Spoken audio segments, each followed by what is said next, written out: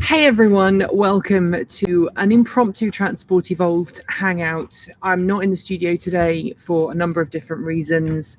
I'm actually sitting on my balcony outside. It's kind of cold, but not too cold. We had a lovely frost last night. It was very pretty. I'm not in the studio today because I have to go for an MRI later on today, which is going to be exciting. I get my body scanned. Woo! And we've also had some other things happening in my family that have required our attention. But as is often the case, when I'm out of the Transport Evolved studio, inevitably there is a new show that, a new story, a news story that just pops up into the Transport Evolved world, and we have to cover it. Today, of course, is the surprise news that Carlos Ghosn, who is the CEO of the Renault-Nissan-Mitsubishi alliance, has been arrested for misconduct. And I've had lots of people reaching out to me this morning. Please forgive me, I've got my phone here. I'm just kind of making sure that I get the facts right. As reported by several different outlets. He has been arrested by prosecutors in Japan after an internal investigation revealed, and what they're calling it is significant acts of misconduct over many years by him and another top executive. Now, he's accused of misstating how much his salary was. He's also been accused of essentially using Nissan things for his own personal ends. Now, Nissan has issued a statement on the matter, which I'm gonna read out to you now. So again, please bear with me. This is an official press release that was released this morning, based on a whistleblower report. Yokohama, Japan. Based on a whistleblower report, Nissan Motor Co. Limited, bracket Nissan, has been conducting an internal investigation over the past several months regarding misconduct involving the company's representative director and chairman, Carlos Ghosn, and representative director, Greg Kelly. The investigation showed that over many years, both Ghosn and Kelly have been reporting compensation amounts in the Tokyo Stock Exchange Securities Report that were less than the actual amount in order to reduce the disclosed amount of Carlos Ghosn's compensation. Please apologize. I'm sorry, I'm not quite with it today. Also, in regards to Ghosn, numerous other significant acts of misconduct have been uncovered, such as personal use of company assets, and Kelly's deep involvement has also been confirmed.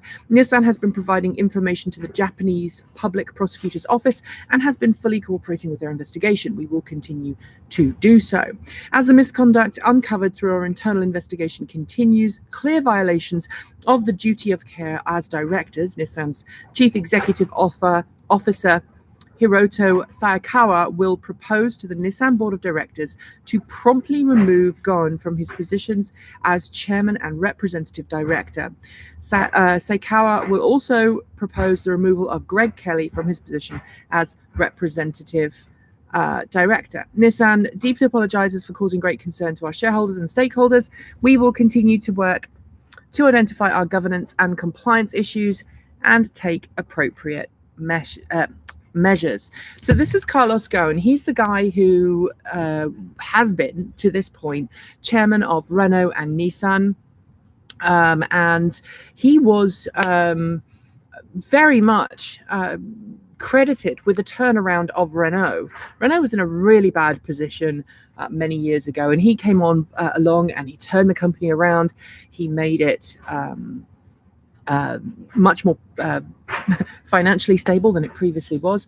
He also helped Nissan grow and become more sustainable.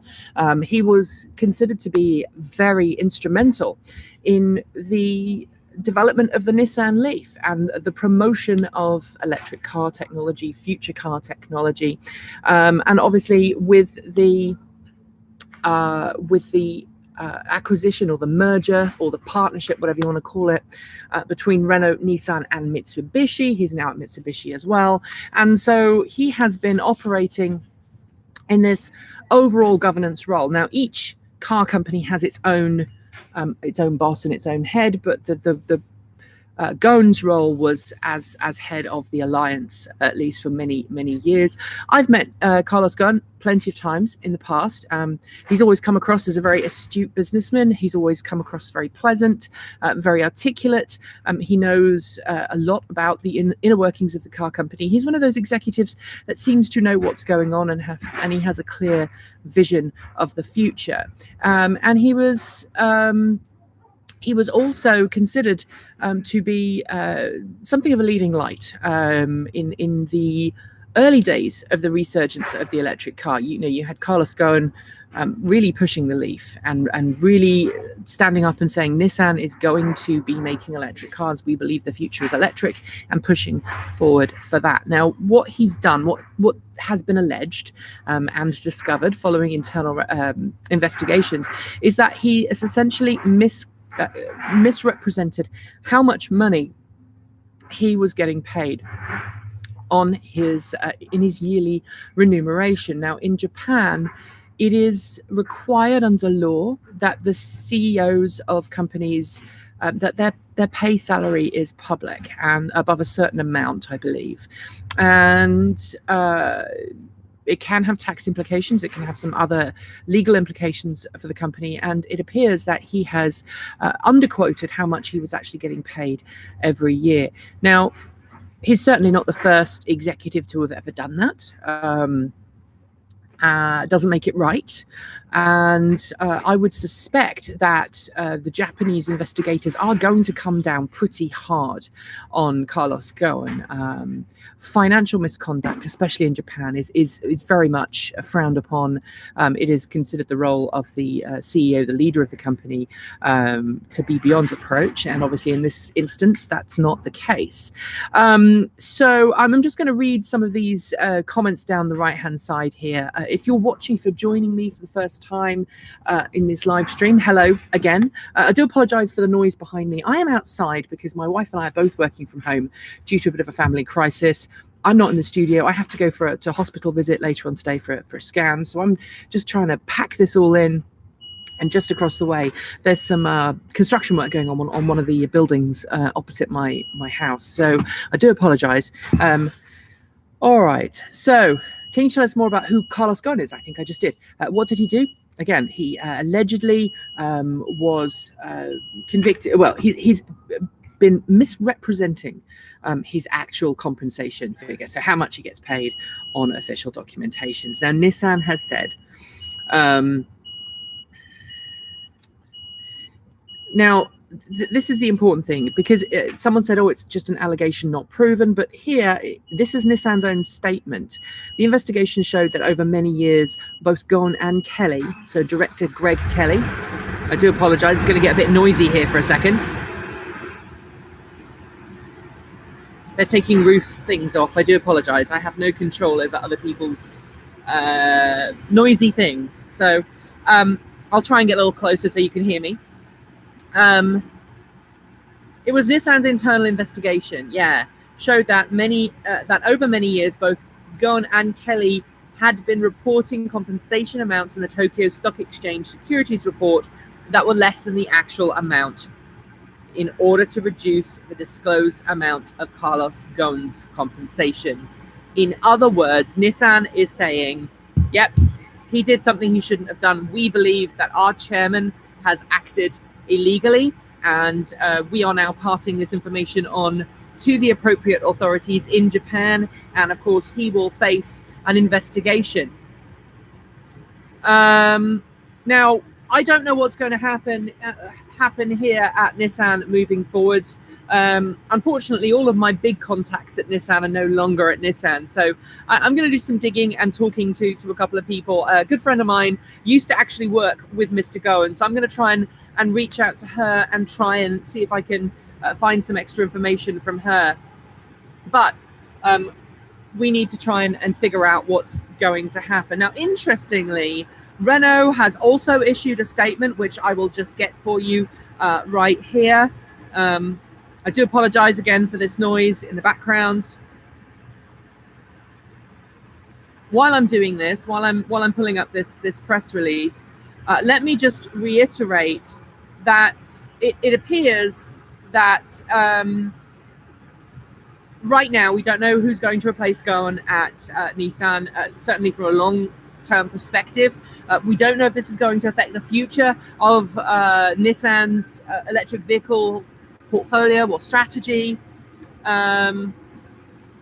So it does appear to me that for now we are in a situation where we don't know what the official outcome of this is going to be. I think what we will see is an official statement made by all of the companies, which is, you know, what we've seen so far. That's better. I can talk to you now. I think we're going to see some more official statements. I think it's going to be very clear in the next couple of days what we're going to see, but we're not going to see an overnight change in strategy for the Renault-Nissan-Mitsubishi alliance. These are not things that happen overnight. These are big companies. They take a long time to change direction. Oh my goodness, another loud noise. I do apologize. Carlos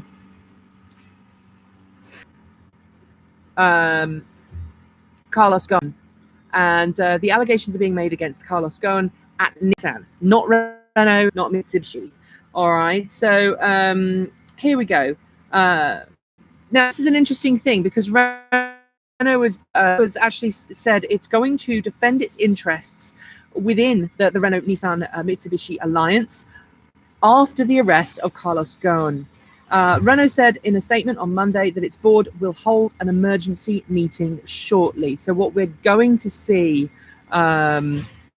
very shortly is an announcement made by Renault. I suspect they will probably be removing Ghosn as well, and they will probably replace him with somebody else at the company.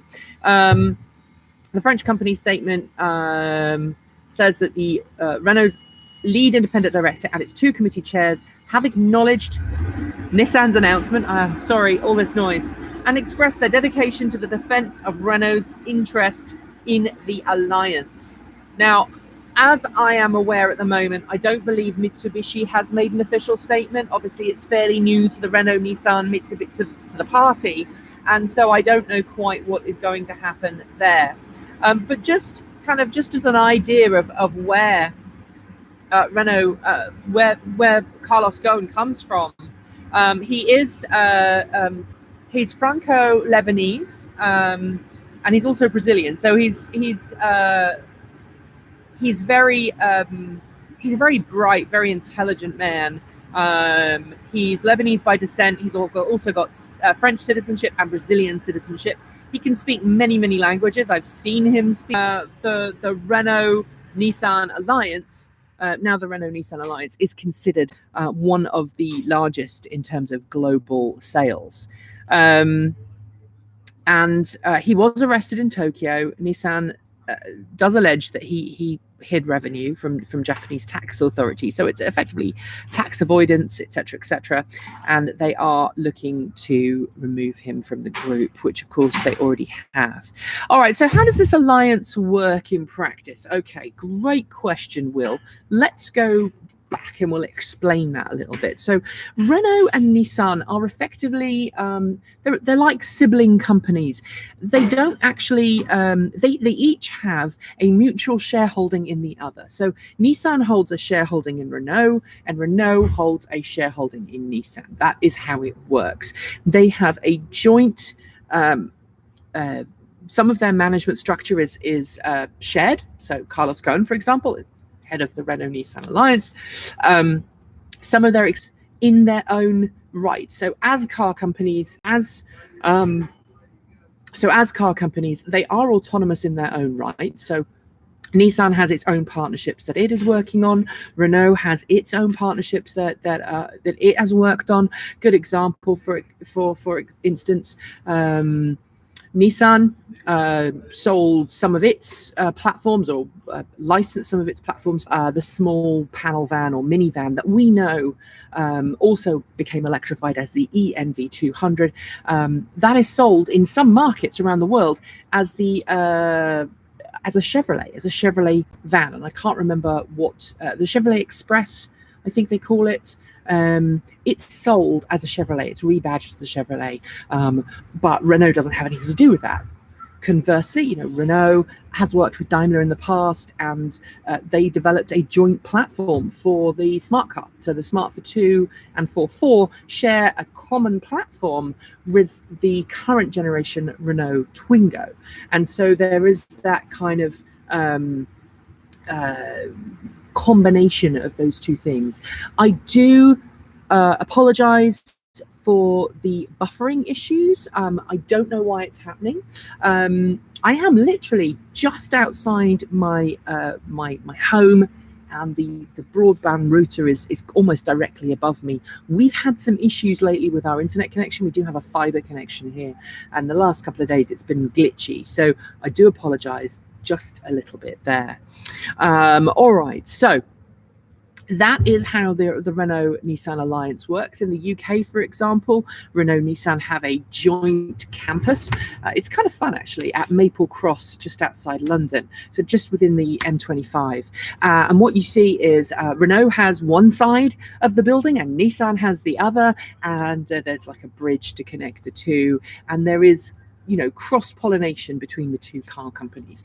But the important thing here is that they own shares in each other. So they've got a vested interest in the other company doing well. So it's beyond necessarily what you might, you know, if two car companies cooperate with one another, they will share technology. But once that technology sharing has happened, they may then go their separate ways. Whereas Renault and Nissan are much more intrinsically linked. They do have mutual shareholdings in each other, and so that's where it's coming from. Now, obviously, Mitsubishi is now part of that picture as well, with Renault and Nissan, again, jointly having shareholdings within Mitsubishi. So that's how the Renault-Nissan-Mitsubishi alliance works, and it's very good, particularly for Renault, because Nissan is sold in parts of the world where Renault doesn't really have any market. You know, Renault is not sold in the US anymore. I think the last model to be sold in the US was the Renault 5 back in the 80s, late 80s, early 90s, and since then there haven't been any Renaults available to sell in the US. But as you know, if you keep your eyes on the electric vehicle world, you'll know that the Renault Twizy, that little fun 2-seat quadricycle that is just so amazing in Europe, has been rebranded in parts of the world as a Nissan electric mobility vehicle, as a prototype over Renault. And I don't think that we're going to see necessarily a massive change overnight. All right. So Jason says there is a YouTube broadcast about how Nissan was saved by this guy who's been arrested, but they said on the YouTube piece that he was stepping down after turning the company around. Yeah, he did. He is credited as having turned Nissan around, as having turned Renault around in many ways, in some circles in the automotive industry in France. He's revered as, you know, this genius who turned around this failing car company and helped them push towards a newer future. And of course, as part of that, the whole electrification strategy, the new vehicles that have come up in the last couple of years, challenging some of the stereotypes that Renault have had over the years about, you know, poor quality and whatnot. And he's done the same thing to Nissan, and yes, he was planning on stepping down. We knew that was going to happen anyway. But as we know, this alleged malpractice at the moment seems to be focused on Nissan, and that's a really important thing because Japanese culture, very, very hot on financial impropriety. And if we see evidence that Ghosn did act badly, and Kelly as well, those two executives did act badly and misrepresented their salaries or Ghosn's salary, then we are going to see an issue. Now, he's not going to stay on at Renault and Mitsubishi. I can tell you for a fact, if he is found guilty and he is sentenced or charged and found guilty, then I suspect that Renault will get rid of him, and I suspect Mitsubishi will as well. What does that mean for the alliance moving forwards? Well, of course, there are more executives involved in the Renault-Nissan-Mitsubishi alliance than just one person. But at the same point, I think it will shock the Renault-Nissan-Mitsubishi alliance to its core. And so you can expect kind of a little bit of wobbliness in the future. Now, very interestingly, I'm heading to Los Angeles in a week's time. I'm actually going to be a guest of Nissan at an event there, talking about their some technology that they want to showcase at the LA Auto Show. So I'm going down there in a week's time, and maybe I'll be able to answer some of these questions then a little bit more in depth. Hopefully I'll be able to talk to some executives and find out a little bit more about what's going on. Obviously, Ghosn, I would presume, was going to be at the LA Auto Show. It's a big event. Obviously, he's not going to be now, especially if he has been arrested. I wonder if this changes plans for new electric vehicle models at Renault-Nissan-Mitsubishi after the Leaf. Things have nearly stopped here in the US, says Neil Blanchard.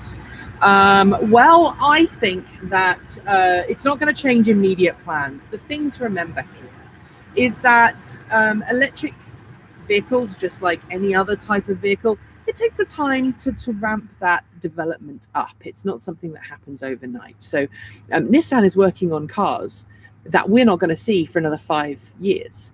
They will have started the early stages of development. The 2019 long-range Leaf is already in its final stages of development. We will see that car. We will see it reach market readiness. Obviously, we're also seeing some various fuel cell technologies from Nissan as well. Nissan has made that commitment to electric vehicles. Renault has made a very, very strong commitment to electric vehicles. And just because the CEO of the company has been, accused and it looks like found guilty of, at least according to Nissan's statement, of this financial misrepresentation to the Tokyo Stock Exchange, then it doesn't necessarily mean that the company is going to do an about turn, or all three companies are going to do an about turn, or that somehow we're going to see that electric vehicles are no longer going to be produced by the company. I think what caused problems for Nissan particularly was the battery technology. I think that the cell technology that Nissan developed for the first generation Leaf, which is essentially the same tech that we're seeing in the second gen Leaf, this current model year, is not as robust as perhaps Nissan would like. And I've seen evidence at Nissan of definitely of this institutional, not mismanagement, but just cultural, institutional, how do I put this? Cultural, institutional, I'm trying to find the right word. Cultural, institutional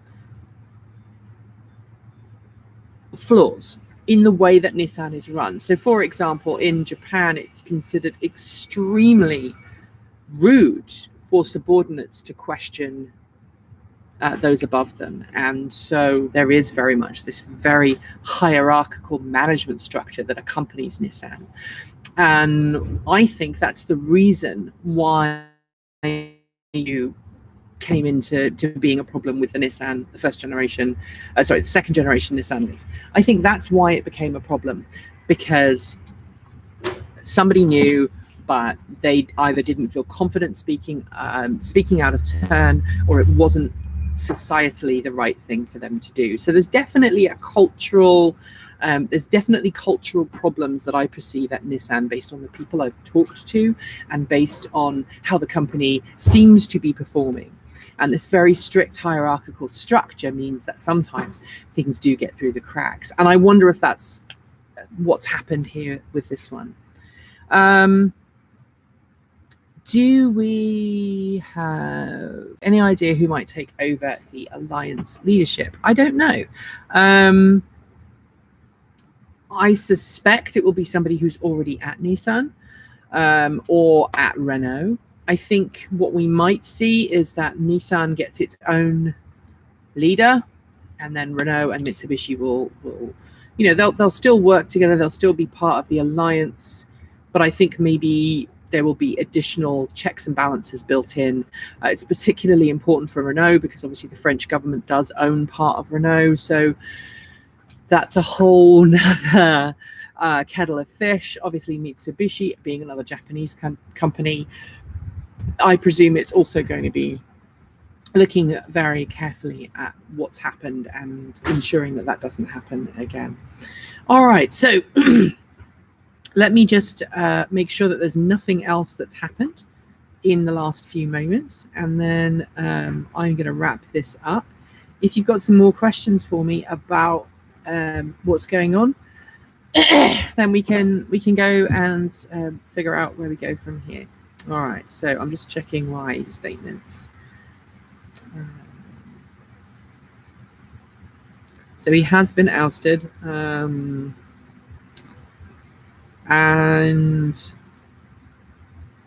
now this is interesting. We now have a figure. NBC News is reporting that Carlos Ghosn failed to report $44.6 million, which is crazy, absolutely crazy. And Greg Kelly was arrested on suspicion of conspiracy with Ghosn. So it's important to note here that Nissan CEO, so Ghosn's not CEO of Nissan, he's the CEO of the alliance. So Nissan CEO Hiroto Saikawa did actually make a statement, an official statement. He did make an official press. He had a press conference in Yokohama at Nissan's headquarters, and he was just the only person there. And he said, "I feel strong anger and disappointment. I am very sorry." So we'll have to see what happens. So Nissan has started the process of firing Ghosn. So I guess we go from there. All right, I'm going to read some of these comments. That's exactly right, because the video said that Nissan was producing cars in the 80s and 90s. People did not want to buy, but the upper management thought it was okay. Yeah, that's true. Nikki, on your internet, if it's a single PC affected, check your line card, blah, blah, blah. Okay, it's not. It's the external connection. Just kind of a background. My partner and I are both kind of fairly high up in tech savviness. My partner is actually in the IT tech world, and between us, I used to actually work for Mac Format back in the day, so I'm kind of fairly up with networking and whatnot. Can you talk about how important the new DC fast charging is for the new Zoe for time? Does it affect many people? I think that the new Renault CCS quick charging is a smart move. Obviously, it aligns Renault with everybody else. But one of the things that I don't think is being talked about is that the CCS Type 2 connector that you have in Europe still has capability for AC charging. So it's quite conceivable that there's still 20 kilowatt, maybe 22 kilowatt, three-phase charging still embedded in the car, or maybe a possibility there. So we don't know yet. I haven't really had a chance to look into that. Obviously, I'm not in Europe anymore, so I haven't been able to get up close and personal with this car in any way. It's still a kind of a prototype, or still pre-reveal. Would it be better to bring in an external person, maybe an ex-Apple, Microsoft, or Tesla guy to run the alliance? Possibly. I think as the whole situation with Elon Musk and the 420 thing is showing, it's always useful to have as many different talents and as many different people on the team and on the board as possible. Having somebody who is not an auto industry executive may work, but you have to remember these three car companies together represent, one of the world's largest movers in the vehicle segment. All right. It cured my lagging. Thank you, Andy. Thank you. Auto line, not auto week. I think that was a thing up earlier. The 60 kilowatt hour Leaf to get CHAdeMO or CCS. I suspect it will still be CHAdeMO, but I do not know. Jeff says Nissan is trying to wrestle control from Renault. I'm not entirely sure that's the case there, Jeff. I'd be interested to see what your take is on that. But the two companies do operate very independently of one another. I mean, they do have shared facilities. For example, in Silicon Valley, there is a shared tech center between Nissan and Renault. There are some electric cars. There's a handful of Renault Zoes actually in Silicon Valley on special license plates that are there to test autonomous vehicle tech. I know because I've ridden in some of them. They also have some other Renault models there at the Silicon Valley Tech Center. But you know, these two companies have a cooperative relationship. They're not symbiotic per se, but they do have this this connection between the two. Am I excited about the LA Auto Show and any specific cars and brands? Well, I'm really keen to see the Kia Soul EV. I am not sure how much of the LA Auto Show I'm actually going to be able to take in, because I'm heading off to Chicago the first day of the LA Auto Show.